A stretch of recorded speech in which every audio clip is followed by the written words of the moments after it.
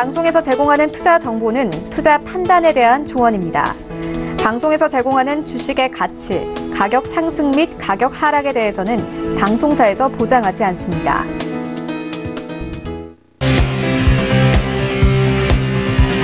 슈퍼스탁 발굴 프로젝트 글로벌 슈퍼스탁의 김민아입니다. 나스닥 지수가 드디어 약세장을 벗어났습니다. 지난해 크리스마스 이브를 기점으로 상승세로 돌아선 건데요. 지난주에도 대내적인 요건들이 지수를 받쳐주는 분위기였습니다. 새로운 한 주를 시작하는 월요일, 오늘도 저희와 함께 하시면서 각종 세계의 증시에 대한 정보들 모두 챙겨가시기 바랍니다. 자, 그럼 오늘 알아볼 코너별 이슈들부터 확인해 보겠습니다. 먼저 차이나 코너로 가보겠습니다.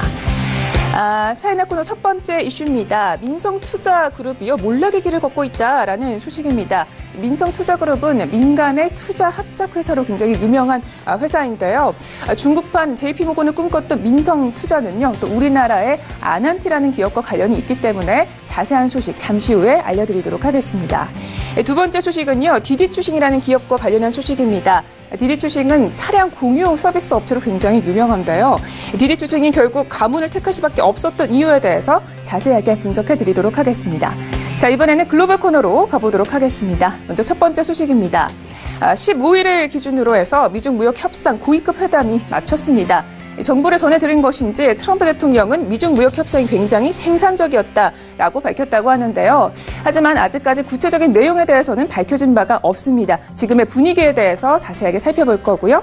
두 번째로는요, 역시 트럼프와 관련한 소식인데요. 트럼프가 셧다운 대신에 국가 비상사태를 선포한 속내에 대해서 자세하게 알아볼 테니까요. 끝까지 함께 하시면서 매매 전략까지 챙겨가시기 바랍니다.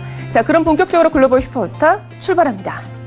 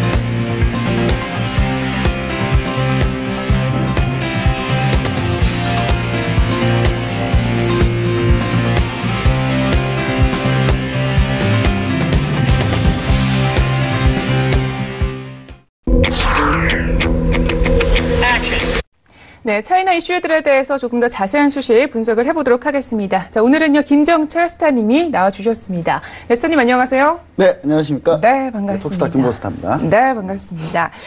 자, 저희 이슈 분석하기 앞서서요, 금요일장 마감 시황부터 알아보면 좋겠는데요. 일단 굉장히 크게 갑자기 급락을 했는데, 지난주에 물가 지수들 때문일까요? 네, 일단 전체적으로 지표가 안 좋은 건 여전히 맞습니다. 지표가 워낙 안 좋아요. 지표가 안 좋기 때문에. 그리고 지표 때문에 이제 중국 상해종합도 좀 크게 밀렸고요. 근데 사실 이제 지표가 안 좋은 곳도 있었는데, 이제 어제 중국 장중에 이런 얘기가 있었습니다. 일단 애플이 지금 현재 미중 무역 협상 중에 애플이 한번 이제 제재 관련한 스파이 제재 한번 받았었고, 중국도 이제 스파이 찾아오겠다. 미국은 스파이가 없지 않겠냐 하면서 이제 중국이 미국 기업들 중에 스파이 찾아보겠다고 열심히 노력한 가운데 이게 스파이가 맞는지 모르겠는데 하여튼 중국도 그 비슷한 걸 찾았어요. 애플한테 찾았는데 일단 애플한테 찾았다가 그 다음에 이제 중국이 이제 추가적으로 다른 기업들을 이제 조금 더 찾게 되면서 그러면서 이제 산업 스파이 문제가 또다시 불거지면서 이게 중국 장유에 좀 영향을 좀 미쳤습니다. 미쳤는데 사실 장 끝나고 나니까 별 영향이 없었죠. 왜냐하면 장 끝나고 나서 그 다음에 이제 미국장 들어갔을 때 트럼프 대통령이 이제 상당히 진전이 많이 됐다.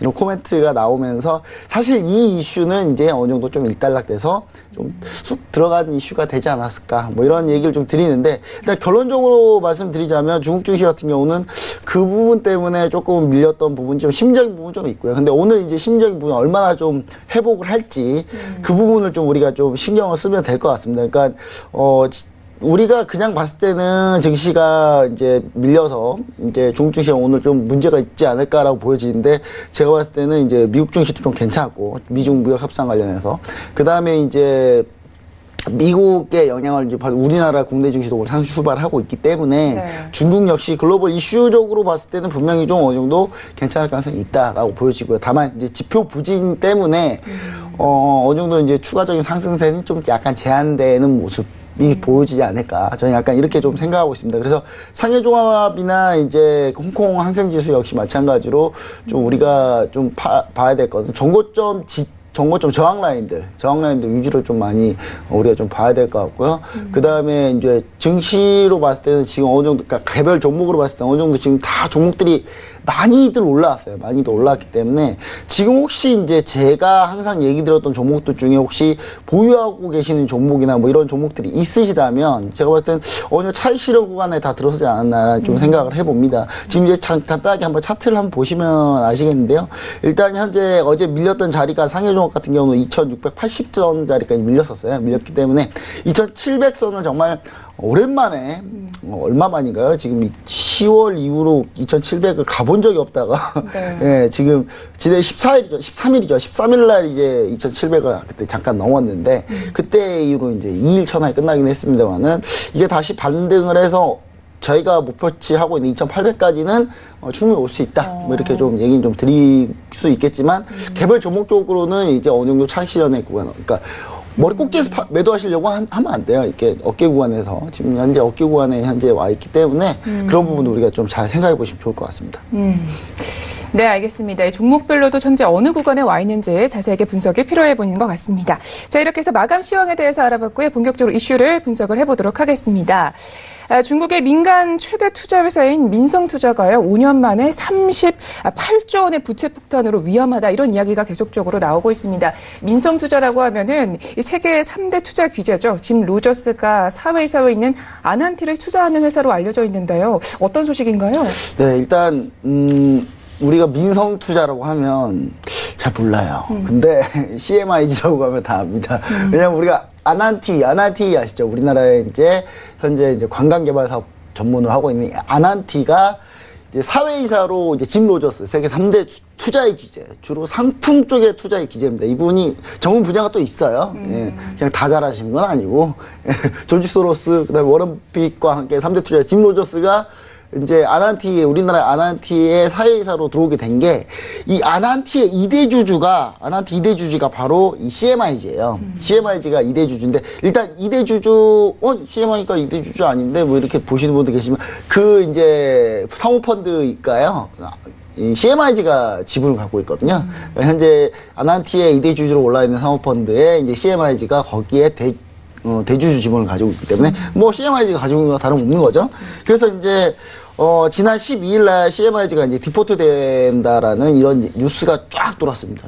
쫙 돌면서 저는 이제 중국 통이니까 그 뉴스를 보자마자 이건 가짜 뉴스다.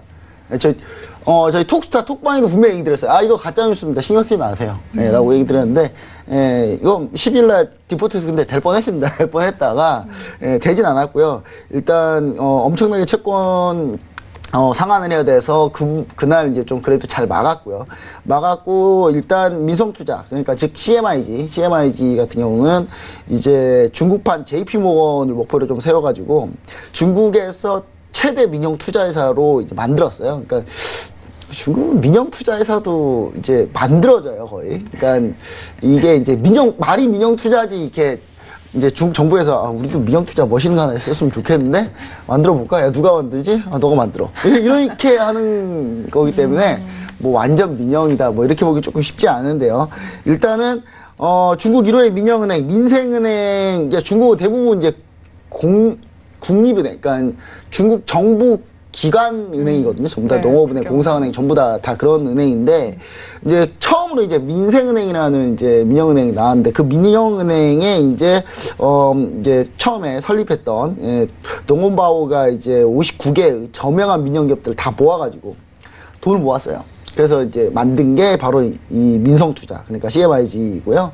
그때 이제 설립 당시에는 사실 이제 리커창 총리가 이제 중국의 이제 경제 쪽을 책임지고 있죠. 시진핑 주석이 전체 총괄이라고 하면 이제 리커창 총리가 경제나 사회 이쪽 분야를 이제 담당하고 있는데, 제가 항상 중국 시간에 얘기 드렸지만 이 리커창 총리하고 시진핑 주석하고는 그 계파가 달라요. 계파가 다르기 때문에 이제 리커창 총리 한참 잘 나갔을 때 나왔던 거예요. 이게 잘 나갔을 때 나온 건데, 리커창 총리가 이제 중국의 이제 시진핑 주석 같은 경우는 이제 태자당 쪽이고, 그다음 리커창 총리는 공청단, 공산당 인민청년단이라는 그 소속 그쪽 계파인데, 그래서 계파가 다르지만 이제 예전에 장쩌민 주석이 물러날 때 서로 이 계파가 연합해가지고 이제 정권을 창출했기 때문에 이제 같이 있는 건데, 이제 리커창 총리가 사실 별로 요즘에 힘은 없습니다. 힘은 없기 때문에 사실 이제 중국 리커창 총리가 지지했다 하더라도 별 이게 지금은 이제 오히려 안 좋은 거예요. 그래서 지금 이제 민성투자 같은 경우 설립 당시 약 300억 위안에 불과했는데 현재 지금 3천억 위안 이상으로 이제 4년 만에 전체 이제 자산이 10배가 증가했는데, 이 대부분이 부채예요.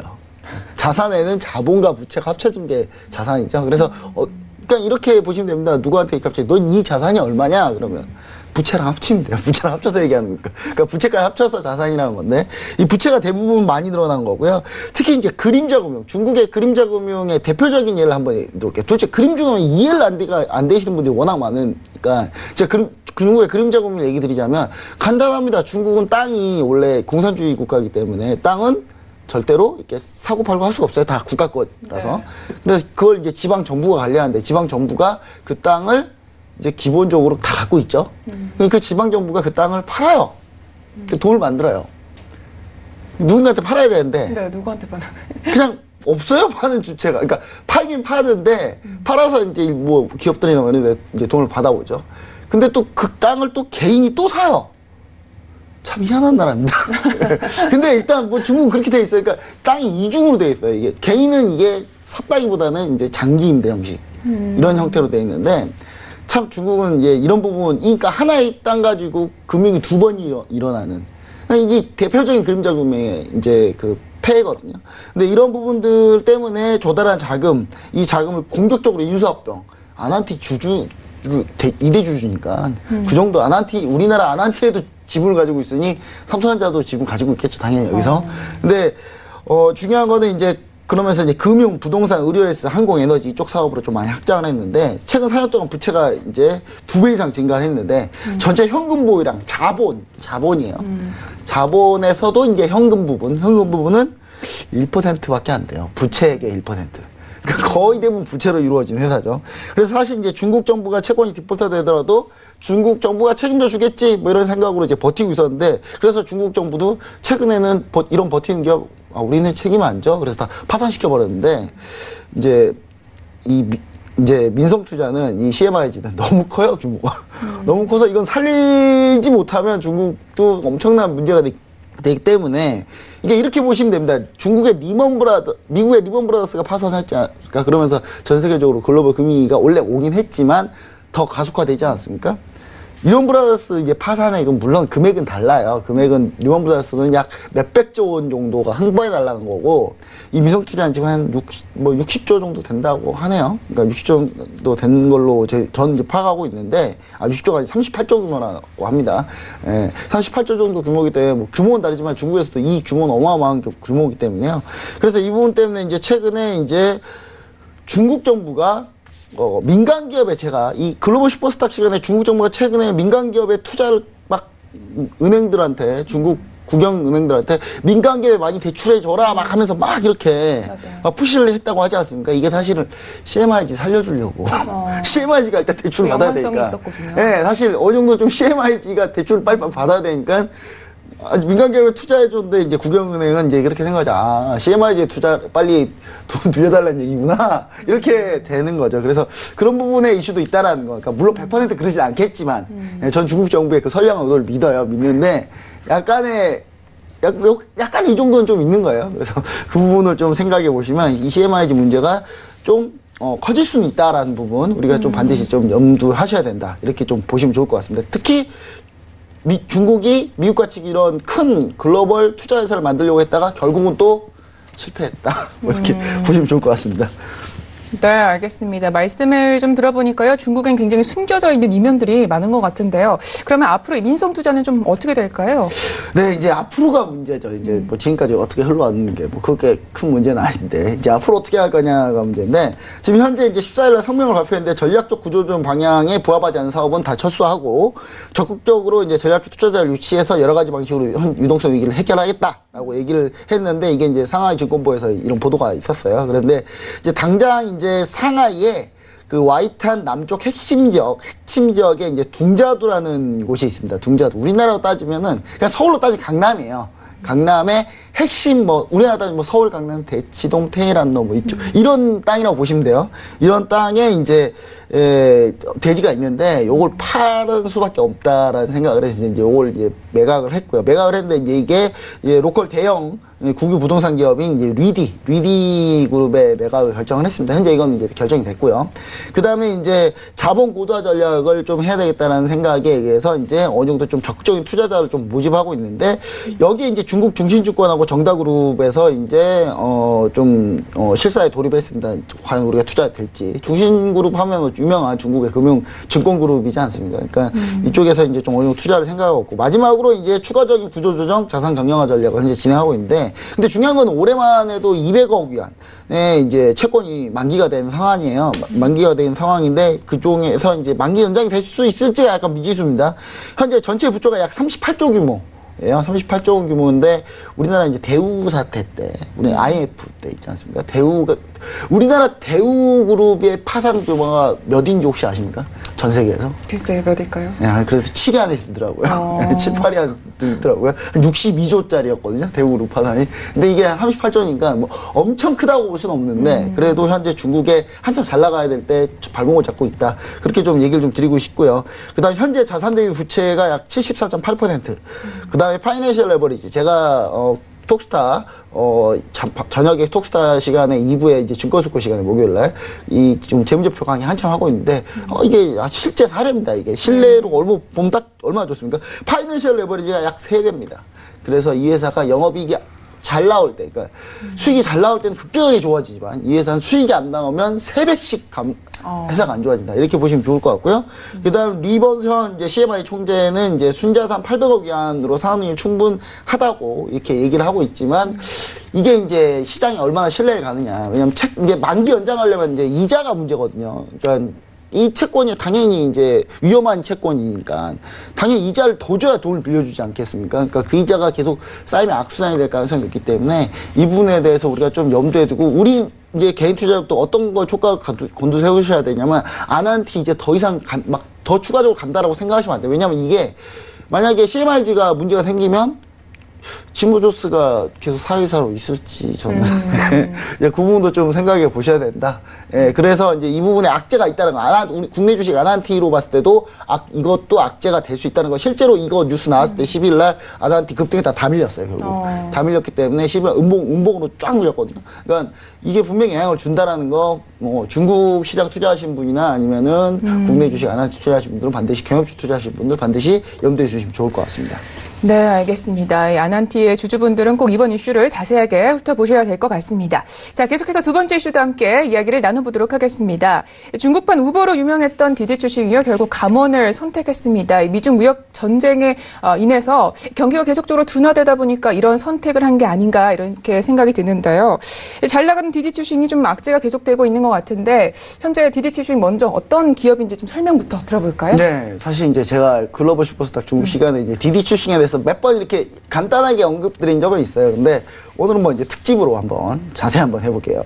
일단 디디추싱 어떤 기업이냐면요, 중국의 차량 공유 서비스 회사입니다. 그러니까 아니, 차량 공유 서비스가 그렇게 유명해? 우리나라는 별로 그런 거 못 느끼겠던데라고 하는데, 이게 우리나라 규제가 워낙 세서 차량 공유가 잘 퍼지지 않았고 이제 그런 생긴 문제인데, 중국은 이 디디추싱 차량 공유 어마어마합니다.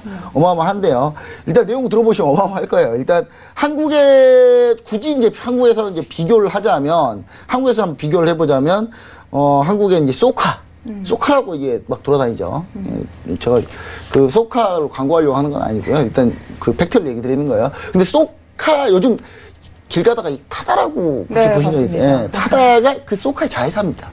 예, 자회사인데 그 소카의 타다 정도로 비교해 보시면 아마 비교가 좀 적당할 것 같고요. 근데 이제 한국은 좀 규제가 강해가지고 디디추싱처럼 완전한 차량 공유는 안 되고 있습니다. 한국 같은 경우는 뭐 11인승 이상 승합차에 대해서만 법적으로 살짝 풀려져 있거든요. 그 틈새를 파고든 게 이제 타다고요.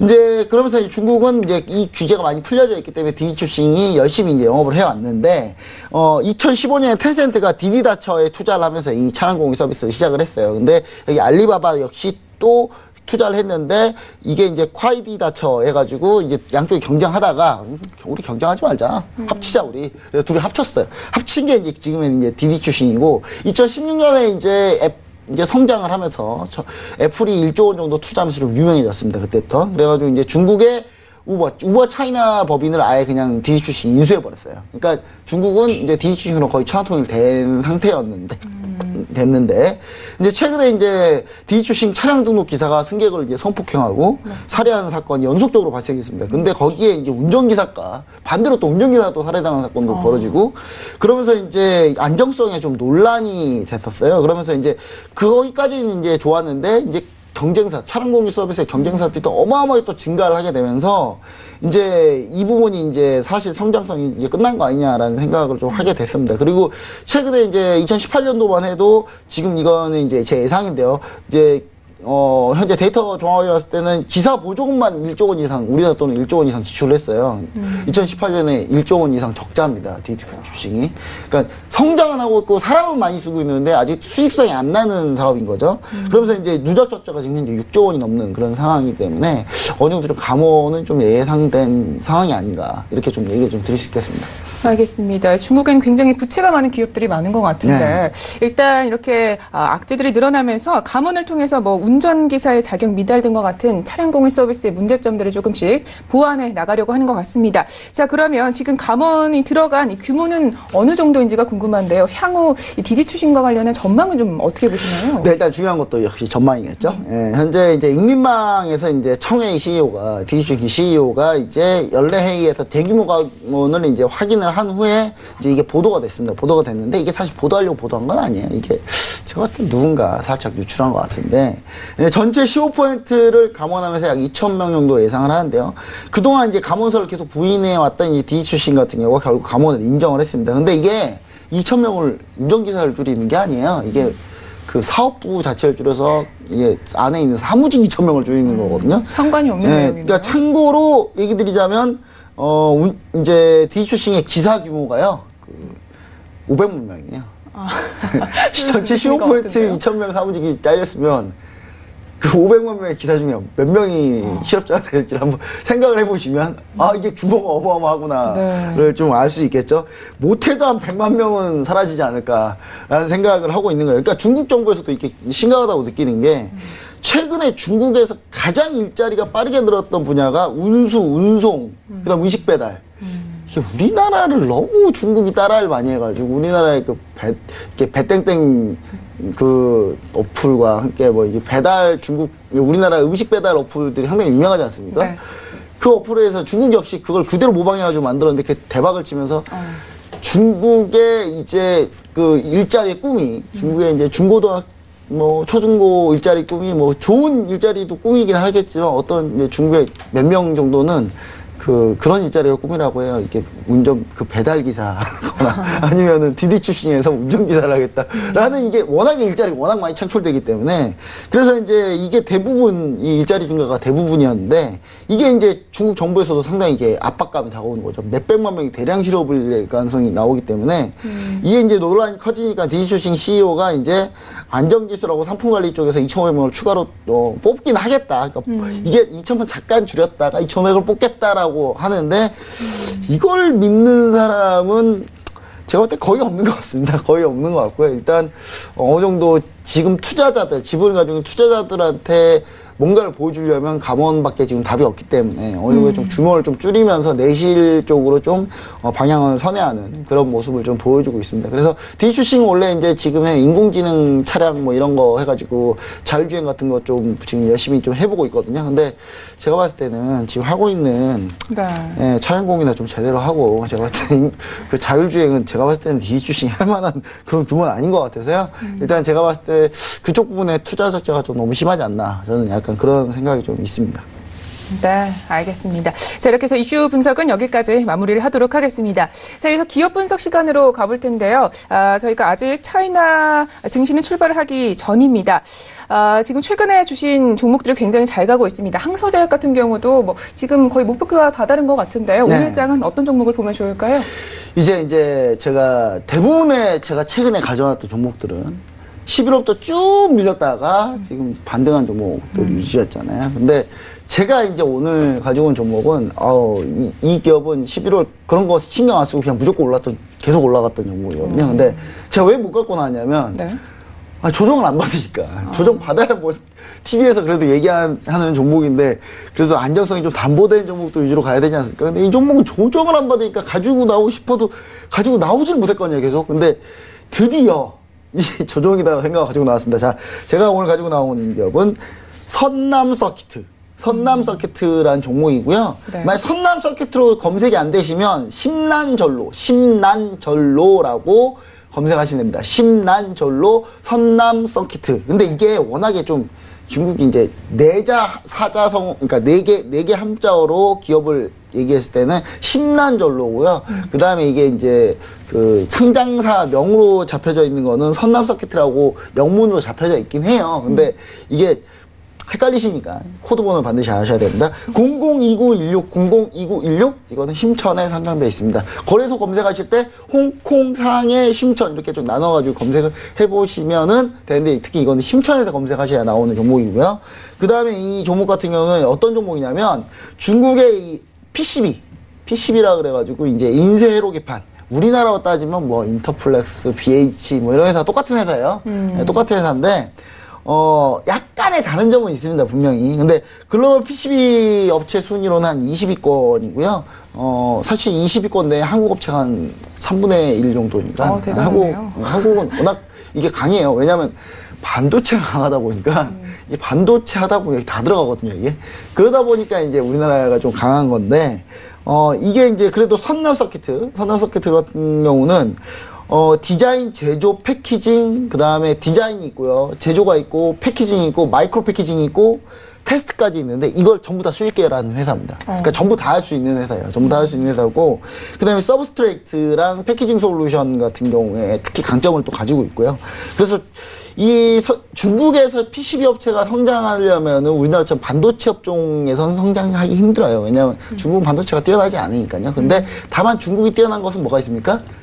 5G 전기차 이게 있죠. 그래서 5G 통신 장비가 많이 들어가게 되고요. 그 다음에 전기차 분야에도 많이 들어가는데 그래서 고객사가 이제 대부분이 화웨이, GT, 뭐 BYD 이런 회사입니다. 근데 이제 PC 분야는 그나마 이제 레노버하고 조금 하고 있습니다. 그래서 약간은 다른 PCB 분야다. 그러니까 우리나라 PCB하고 약간 FPCB하고 같다고 생각하시면 안 되고 약간 분야는 좀 다르다라고 보시면 될 것 같은데.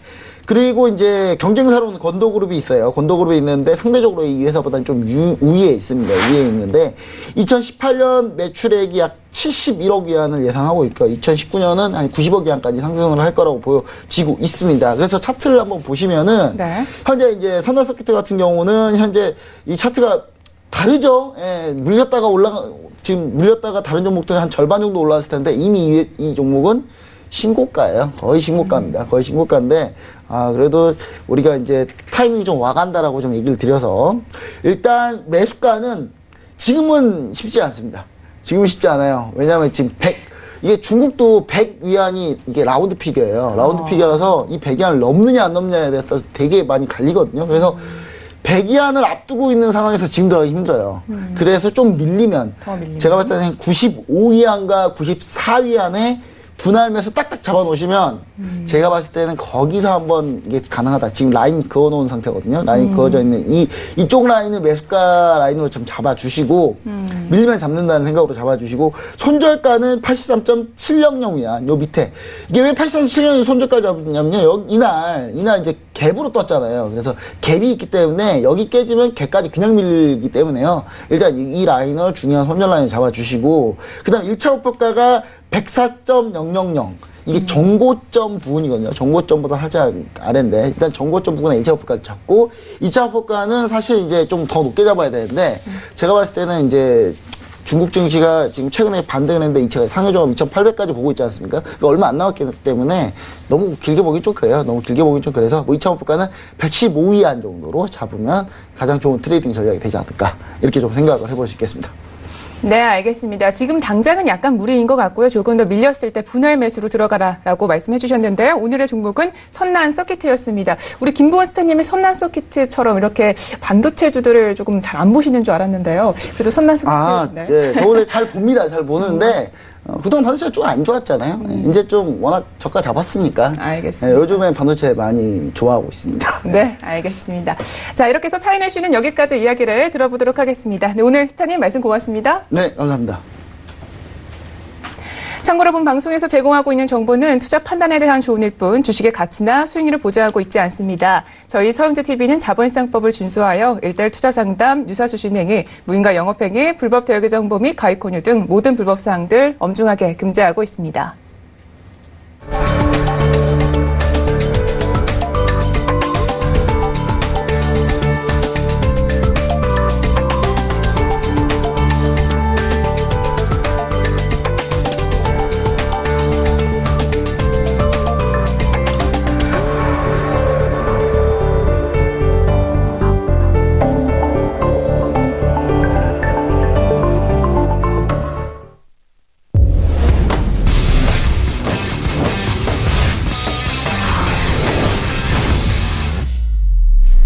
네, 글로벌 코너 시작하도록 하겠습니다. 오늘은요, 김은수 스타님과 함께 이야기를 나눌 겁니다. 네, 스타님 안녕하세요. 네, 안녕하세요. 네, 반갑습니다. 네. 자, 먼저 첫 번째 이슈부터 함께 분석을 해보도록 하겠습니다. 중국 베이징에서 열린 미중 고위급 협상이요, 이제 마무리가 된 것 같은데요. 굉장히 생산적이다 이런 평가들이 나오고 있다고 합니다. 자세한 소식 들어볼까요? 네, 맞습니다. 지금 미국의 스티븐 무누신 재무장관하고요, 이 중국의 류어 국무원 경제 담당 부총리가 이끈 대표단이 이 15일까지 이틀 동안 베이징에서 협상을 했습니다. 일단 기사에서 보시는 것처럼요, 트럼프 대통령은 고위급 협상에 대해서 만족감을 드러냈다라고 발표를 했고요. 지금 사실 트럼프 대통령은 베이징에 가지 않았죠. 15일 일정을 마치고 무누신 장관이 트위터에 사진 한 장을 올렸습니다. 지금 양측 대표단이 나란히 서서 찍은 이 기념 사진인데요. 여기에서 무누신이 이 생산적인 만남이었다라고 설명을 달았습니다. 생산적인 만남이었다고 해서 이 협상이 잘 된 것이냐라고 묻는다면요. 이 트럼프 대통령은 만족스럽다는 의사를 밝혔지만 사실상 알 수 없다는 말이 조금 더 맞는 말일 것 같습니다. 일단은요, 협상 내용이 아무것도 알려진 게 없습니다. 양측은 이 비공개 회의 후 사진만 달랑 찍었고요. 이 합의 사항을 발표하거나 언론을 상대로 브리핑을 하는 일정 또한 없었습니다. 무누신 장관과 로버트 라이트하이저 미 무역대표부 대표는요, 곧바로 인민대회당에서 이 시진핑 중국 국가주석을 예방했는데요. 이 중국 관영 매체에도 이들이 이 중국 주석과 악수하는 사진만 게재가 됐고요. 이 시 주석이 단계적 진전을 이뤘다라고 말한 부분만 소개했습니다. 어떠한 공식 발표도 없었고요. 관계자들을 통해서 알려진 내용들은 뭐 이런저런 얘기들은 나오긴 하지만 사실상 그 말은 즉 별로 그렇게 성과가 크게는 없다라고도 보실 수가 있다는 거죠. 이 중요한 쟁점에서 교착 상태라고 설명을 했습니다. 즉 두 나라의 입장차를 좁히지 못했다라고 볼 수도 있는 건데 이 구조 개혁 문제 그리고 단속 관련 현안에서 양측의 거리가 아직도 멀다라고 익명의 소식통이 로이터에 전했습니다. 지금 상황을 종합해보면요. 이 벽에 부딪힌 상태라고는 굳이 말하지 않겠지만 그렇다고 일이 잘 풀린 이 꿈의 구장도 아니다라고 보시면 될 것 같습니다. 조금 더 조심하자라는 말 드리고 싶다는 제 설명입니다. 알겠습니다. 아직까지 추가적으로 확보된 정보는 없다 이런 말씀인데요. 지금 보면요, 이 구조개혁 그리고 단속과 관련한 현안에 대해서 풀이가 필요해 보인다 이런 얘기가 있거든요. 이건 어떤 얘기인가요? 맞습니다. 지금 구조는요, 중국의 산업 구조에 대한 얘기입니다. 이 중국 정부는 첨단 기술 이 업종들을 이 차세대 육성 산업으로 꼽으면서 중국 제조 2025라는 국책 사업을 진행 중입니다. 이 시진핑 국가주석이 주도적으로 하는 산업이기도 하죠. 이 해당 기업들의 보조금을 지급하고 정책 지원을 몰아주는 것을 이 미국이 꾸준하게 문제를 삼았습니다. 그런데 양측의 거리가 아직도 멀다라고 했다면 미국이 문제 삼는 것을 중국은 받아들일 수 없다는 이야기와 같습니다. 중국 정부는 주요 쟁점 사항 중에서 중국 제조 2025에 대해서만큼은 절대로 양보할 수 없다 이런 입장을 밝히고 있거든요. 지금 그동안 농산물을 중심으로 미국산 제품 수입을 늘리겠다는 계획은 여러 차례 알려진 바가 있습니다. 하지만 이 부분에서는 굉장히 상당히 강경하게 나오고 있는 상황이거든요. 그래서 이 문제가 더 이상 대외적으로 부각되지 않도록 이 중국에서는 중국 제조 2025에 대한 홍보나 이 관영 매체 보도를 자제하라라는 이 자체 훈련까지 내려진 상황입니다. 이어서 양측의 거리가 멀다는 두 번째 쟁점은요, 이 단속이라는 현안입니다. 이건 지식재산권 단속 문제입니다. 한마디로 이 무역 분쟁이 난 이후에 이 주도 핵심이 바로 이 지식재산권인데요. 지식재산권이라는 것은 이 기술이나 디자인 같이 눈에 보이지 않는 이 재산에 대한 권리를 말하는 겁니다. 이 중국 업체들이 미국을 비롯한 외국 기업들의 기술을 훔치거나 디자인을 그대로 베껴서 물건을 조금 만든 사례가 빈번한 거는 우리가 좀 잘 아는 사실 아니겠습니까? 그렇기 때문에 이거를 굉장히 철저히 단속하도록 미국이 꾸준하게 요구를 해왔습니다. 지금 일단은요, 고위급 협상에서 뚜렷한 성과를 내세울 만한 것이 아직은 없기 때문에 앞으로 아무런 합의가 없다면 지금 다음 달 2일부터 양측이 고율 관세 집행을 재개하게 됩니다. 당분간 휴전 상태였던 무역 전쟁이 다시 벌어지는 건데요. 이 도널드 트럼프 미국 대통령과 시진핑 중국 국가주석이 지난해 12월 아르헨티나에서 만나 90일 동안 협상 기간을 설정을 했는데 이게 지금 3월 1일에 만료가 되는 거죠. 지금 미국은 지난해부터 10% 관세를 매긴 2천억 달러어치 중국의 제품에 대한 세율을 25% 올릴 계획이고요. 이와 별도로 2,670억 달러어치 추가 관세도 예고한 상태입니다. 다행히 트럼프 대통령이 트위터에 지금 트럼프 대통령은 이제 날짜를 연장할 가능성이 있다. 만약 내가 그렇게 한다면 우리는 조금 합의에 더 가까워질 것이다라고 올리지 않았습니까? 그렇기 때문에 지금 옳은 방향으로 가게 된다면 이제 관세를 인상하지 않고 현재 관세를 유지할 것이다라는 그러한 점도 지금 커지고 있는 상황입니다. 지금 2주 정도 남았습니다. 지금 미국과 중국 협상 대표단 다음 주에 워싱턴에서 다시 만나기로 했는데요. 세라 허커비드 세선터스 백악관 대변인은요, 이번 주 베이징에서 진전을 이룬 데 이어서 다음 주 추가 협의를 기대한다라고 보도자료를 통해서 밝혔고요.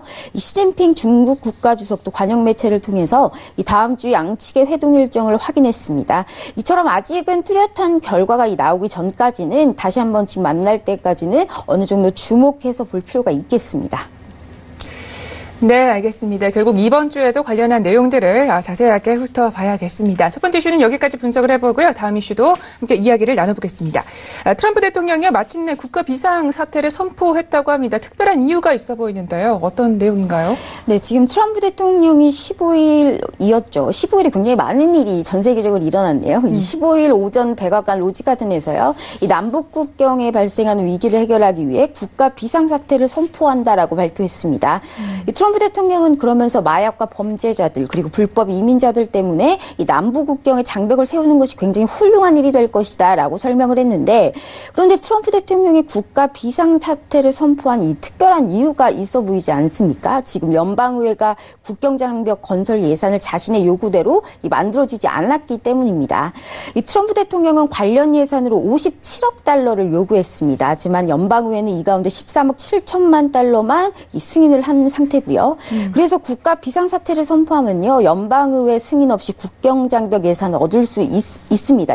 그 대통령 권한으로 이제 좀 그럴 수가 있는 건데, 즉 기존 연방정부 예산 가운데 쓰지 않고 남아있는 돈을 국경장벽 건설에 전용을 하는 겁니다.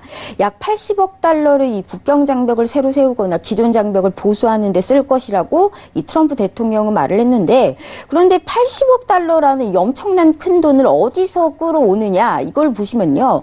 이 80억 달러 가운데 13억 7천만 달러는 이 14일에 연방의회가 통과시킨 이 지출안에 들어간 장벽건설 예산안입니다.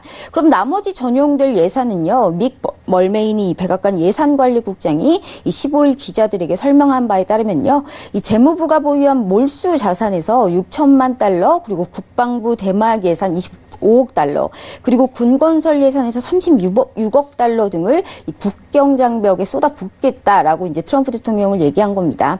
그래서 지금 80억 달러 가운데 연방의회가 승인한 돈은 약 14억 달러고요. 이제 나머지는 오로지 이제 국경장벽의 예산에 쓰겠다라고 한 바죠. 이런 국가 비상사태를 선포함으로써 지금 민주당에서 가만히 있지 않습니다. 강력하게 좀 반발을 하고 있는데, 현재 지금 낸시 펠로시 하원 의장과 척 슈머 상원 민주당 대표가 15일에 합동 성명을 냈습니다. 이 성명에서는 있지도 않은 위기에 대처한다면서 대통령이 불법적으로 국가 비상사태를 선포했다라고 비난을 했고요. 또 이는 연방 헌법이 규정한 의회 고유 권한을 무시한 조처로 연방의회는 의회와 법원 그리고 시민들과 함께 헌법을 지킬 것이다라고 강조를 했습니다. 즉 국가 비상사태 선포가 위헌이라는 말입니다. 이 성명은 대통령이 법 위에 있지 않다면서 의회는 이 대통령이 헌법을 조각내는 것을 허용하지 않겠다라고 얘기했고요. 이 민주당 하원은 국가 비상사태 선포에 반대하는 결의안을 지금 추진하고 있는 상황입니다. 네, 알겠습니다. 자, 그런데 이 국가 비상사태를 선포한다고 해서 국경장벽을 만들어내는데 굉장히 순조로울까? 이런 좀 의구심이 들기도 하거든요. 네, 맞습니다. 지금 아마 민주당뿐 아니라요, 여러 곳에서 트럼프 대통령 조처의 집행을 막으려는 이제 소송들이 이제 줄줄이 이어질 거라고 예상됩니다. 이 펠로시 의장도 14일 기자들에게 이 소송을 내는 방안을 검토하고 있다라고 밝힌 바가 있고요. 이 소송이 나오면 이를 진행하기가 상당히 어려워집니다. 이 소송 결과에 따라서는 완전하게 장벽 건설이 중단이 될 수도 있는 거고요. 또 지금 트럼프 대통령도 이러한 이 15일 기자회견에서 이 문제를 언급하기도 했습니다. 이 소송이 나와서 1심이나 2심에서 저도 결국 연방 대법원에서 이길 것이다라고 이 자신 있게 말을 하기도 했는데, 게다가 트럼프 대통령이 또 연방의회가 처리한 지출 법안에도 서명을 했습니다. 이 지출 법안 14일 연방 상원이 먼저 찬성이 지금 83대 반대 16으로 처리를 했고요. 몇 시간 뒤에 하원이 찬성 300대 반대 128로 통과를 시켰습니다. 이번에 처리한 지출안은요, 2019년 올해 회계연도 예산 가운데 일부분으로요. 이 올해 회계연도는 지난해 10월 1일부터 올해 9월 30일까지를 말합니다. 이 그간 대부분 임시 지출안으로 연방 정부가 운영되다가 이제야 정식으로 예산이 확정이 된 거거든요. 이 마지막 임시 지출안 시한이 바로 코앞에 있었습니다. 시한이 15일 자정까지였는데 이때까지 예상이 나오지 않으면 제가 항상 언급을 드렸던 연방정부가 부분 폐쇄, 즉 셧다운이 다시 한번 들어갈 처지였단 말이죠. 그런데 14일에 처리된 지출안 규모는 이 3,330억 달러 규모입니다. 연방정부 부서 약 4분의 1가량의 예산이고요. 역시나 이 지출안에서 가장 중요한 항목은요, 이 국경보안 이 항목입니다. 이 텍사스주 리오그란데강 유역에 88km 길이 장벽을 세우는 예산 외에는 이 국경 경비요원 1,200명을 추가 채용하는 예산, 또 국경 경비 장비 구입 예산을 포함을 했고요. 그리고 이 지출안에는 불법 이민자 수용 한도를 줄이는 항목도 들어가 있습니다. 그 밖에 연방정부 공무원 급여를 1.9% 올렸고 인구 조사 예산도 좀 늘렸습니다. 하지만 연방정부 폐쇄 기간에 일하지 못한 정부 계약직 직원들에게 돈을 주는 항목이라든지 여성폭력방지법 연장, 그리고 재해기금은 이번 지출안에서 좀 빠진 모양입니다. 우선 앞으로 민주당과 트럼프 대통령의 이 치열한 공방이 예상되는 만큼요, 이번 주도 역시 좀 변동 장세에 대한 이 대응을 좀 하셔야 된다라고 말씀드리고 싶고, 저희는 가장 중요한 것이 이 매매 아니겠습니까? 그렇기 때문에 이 자세한 매매 전략은 매매 가이드 시간에서 좀 심도 있게 말씀드리도록 하겠습니다. 네, 알겠습니다. 자, 항상 월요일마다 주요 일정들에 대해서 또 체크를 해주시고 계신데요. 또 이번 주에는 FOMC 회의록도 공개가 된다고 하죠? 네, 지금 제가 월요일마다 이제 주요 지표와 일정 말씀드리고 있는데요. 이번 주 같은 경우는 지금 미국의 이런 정치적인 이슈 그리고 미중 무역 협상 결과와 1월 FOMC 의사록 등에 좀 영향을 받을 것이다라고 전망하고 있습니다. 당연히 연준 위원들의 발언을도 이제 좀 주목을 하셔야 되겠죠. 그리고 우리나라 대표적인 기업이죠. 이 삼성전자 갤럭시 S10과 폴더블 폰 공개 행사도 진행된다는 점 잊지 마시길 바랍니다. 삼성전자 같은 경우는 오는 지금 25일 날 스페인 바르셀로나에서 MVC 즉 이 모바일 이제 콩그레스가 이제 열리게 되는데요. 그 전에 조금 먼저 선공개를 하는 것으로 이제 보이고 있습니다. 이 앞에서 말씀드렸듯이 국가 비상 사태로 지금 선포된 상황이죠. 그리고 1월 FOMC 의사록에서는 좀 연내 완화적인 경로를 재확인시켜주지 않을까라고 예상되는 가운데 이 미중 무역 협상 진행 과정에 영향을 받으면서 어느 정도 이번 주도 좀 제한적인 흐름을 보일 것이다라고 예상을 하고 있습니다. 18일 월요일입니다. 오늘은 좀 미국이 휴장을 할 예정이고요. 이 19일 화요일에는 미국 주택시장 지수가 발표될 예정입니다. 메스터 클리블랜드 연은 총재의 발언도 예정되어 있고요. 지금 현재 4분기 실적 시즌이 후반부로 진입한 상황에서 이날 실적 발표는 월마트, 노블에너지, 대본에너지의 이 발표가 나올 예정입니다. 20일 수요일입니다. 이 미국 건축허가 착공 건수 그리고 미국 FOMC 의사록이 이날 발표될 예정이고요. 이날 삼성전자의 갤럭시 S10과 폴더블 폰의 공개가 있을 예정입니다. 또한 이날 HSBC, 가민, CVSLS, 서던 컴퍼니, 아날로그 디바이스 등의 실적 발표도 예정되어 있고요. 21일 목요일입니다. 지금 미국 내구재 주문, 제조업 PMI, 이 필라델피아 연은지수, 기존 주택 매매 지표가 나올 예정이고요. 보스틱 미니 애플리스 연은 총재 발언도 이어질 예정입니다. 또한 도미노와 뉴몬트 마이닝, 바이두, 크래프트 하인즈, HP의 실적 발표도 예정되어 있습니다. 이제 마지막 날 금요일이죠. 이날은 좀 발언이 좀 지속적으로 이어질 것으로 예상이 되는데 윌리엄즈 뉴욕 연은 총재, 블라드 세인트루이스 연은 총재, 클라리다 부의장, 하커 필라델피아 연은 총재의 발언이 좀 이어질 것으로 예상되고 있습니다. 네, 알겠습니다. 자, 이렇게 해서 이슈는 여기까지 분석을 마쳐보고요. 매매 전략 시간으로 가보도록 하겠습니다. 지난주에 주셨던 매매 전략이 거의 다 들어맞는 것을 제가 확인을 했습니다. 특히 팔라듐 같은 경우에는요. 이 차트로 봤을 때 거의 일직선으로 올라가는 모습을 보여주고 있거든요. 오늘 장 좀 어떻게 대응을 해보면 좋을까요? 네, 맞습니다. 오늘은 제가 이 크루드 오일, 그리고 나스닥, 그리고 팔라듐까지 이렇게 세 가지 준비해서 왔습니다. 우선 크루드 오일 먼저 보시죠. 이 크루드 오일 지금 일봉상 차트입니다. 지난 금요일 유가는요. 미중 무역 협상 낙관 론과 사우디 등의 산유국의 이 감산 영향으로 큰 폭으로 좀 상승 마감을 하는 것을 볼 수가 있습니다. 현재 큰 폭으로 좀 상승 마감을 했죠. 이 도널드 트럼프 대통령이 이날 협상은 매우 좀 잘 진행되고 있다면서 진짜 무역 합의를 하는 데는 어느 때보다 가까워졌다라고 언급을 한 바가 있습니다. 이 3월 1일 추가 관세 인상 없이 중국과 협상을 진행할 수도 있다라는 뜻도 밝힌 건데요. 그리고 사우디 아람코가 전력 이 관련 사고로 세계 최대 유전지대 중에 하나인 이 사파니아 유전지대 생산을 일부 중단했다는 소식이 전해졌습니다. 일단 차트를 보시면요. 제 차트 같은 경우는 지금 저희 하우스인 이 톡스타 로엔알파 슈어넷에서 쓰는 같은 라인입니다. 이 한 번 라인을 긋고 수정을 절대 하지 않았던 차트라고 볼 수가 있고요. 이 지난주에 55.80까지 상승을 본다라고 말씀드렸었습니다. 현재 지금 정확하게 고가가 지금 55.87이었고요. 55.80 이제 79에 마감을 한 모습을 볼 수가 있습니다. 이제 이 55.80에 안착하는 흐름과의 싸움이라고 볼 수가 있습니다. 일단 안착 전에는 조금 짧은 매도가 가능하다라고 볼 수는 있고요. 호재들은 조금 지금 이제 선반영이 된 상태입니다. 그리고 지난주 베이커 휴즈 시추 공수가 추가로 증가를 하면서 2주 연속 증가세를 보여줬기 때문에 지난 금요일 거래량이 조금 작았고 또 다만 55.80에 안착하고 이 미중 무역 협상이 좋은 결과로 확정이 된다면 지금 56달러를 돌파를 한다. 즉 그렇게 되면 상방 추세로 조금 다시 따라가는 전략이 좋다라고 말씀드립니다. 이 짧은 매도 단타 시에는요. 55달러까지 좀 보시면 그러니까 그렇게 좀 길지 않게 제한적인 흐름이라고 말씀드렸듯이 이 박스권 쪽으로 보시는 것이 좋다라고 말씀드리고 싶습니다. 이어서 지금 나스닥 설명드릴게요. 현재 지금 나스닥 일봉 차트입니다. 이 나스닥 지수 역시 지난주 금요일 미중 무역 협상 진전에 상승 마감을 했습니다. 이 지난주 나스닥 지수는 선물 기준으로 이 7,000포인트에서 짧은 매도 대응 그리고 7,000포인트를 안착하는 조건인 이 7,030포인트에서는 매수를 따라가는 전략 동작을 좀 말씀을 드렸었습니다. 실제 지난주 금요일까지는 지금 7,095포인트까지 찍은 상황입니다. 보시게 되시면요.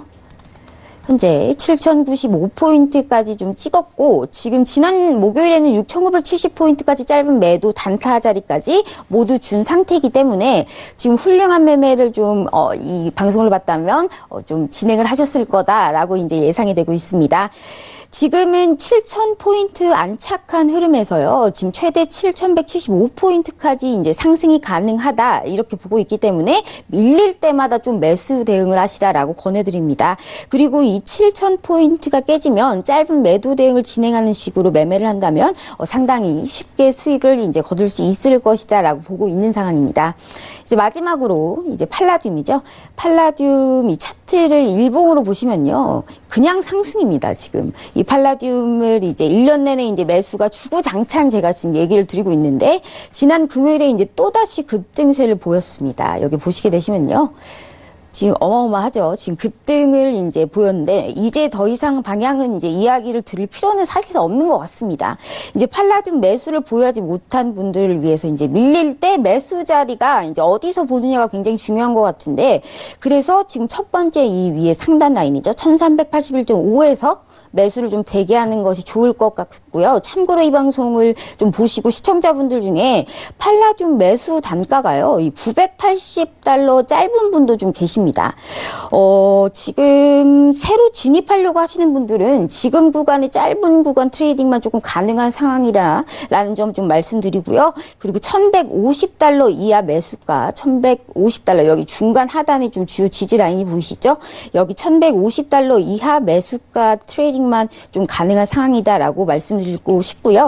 지금 이 1150달러 이하의 매수가이신 분들은요. 1322달러까지 조금 트레이딩을 좀 하신다. 이렇게 보시면 될 것 같습니다. 그냥 이게 위쪽으로 좀 꾸준히 보아라 라고 이제 말씀을 줄 수가 있고요. 이 수익이 확정 후에 밀릴 때 이제 스탑을 주신 분, 이제 스탑 주문을 좀 이용하시길 바라고요. 이 팔라듐 최고점 가격은요. 지금 현재 절대 예측이 불가능한 영역이다라고 이제 말씀드리기 때문에 이제 수익 스탑 주문을 좀 활용해서 지속적으로 포지션을 좀 끌고 가라라고 말씀드리고 싶습니다.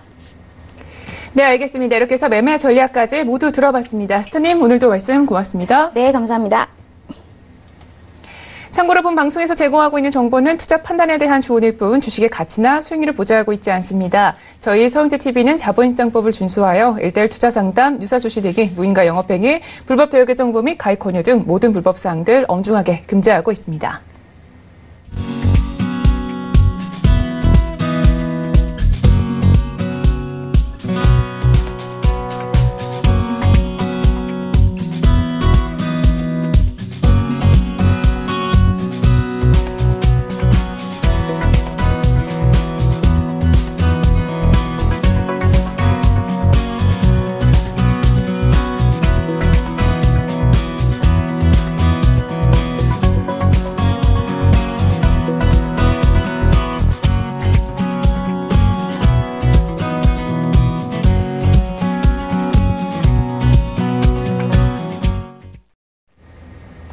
네, 오늘 저희가 준비한 소식은 여기까지입니다. 오늘도 시청자 여러분 성공적인 투자 판단하시고요. 저희는 내일 이 시간 찾아뵙겠습니다. 함께해 주신 여러분 고맙습니다.